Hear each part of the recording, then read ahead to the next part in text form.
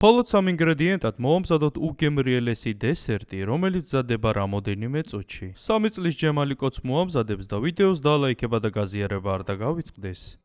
პირველ რიგში დაგჭირდებათ 1 ცალი კვერცხი, უпростоრად 1 ცალი კვერცხის ცილა.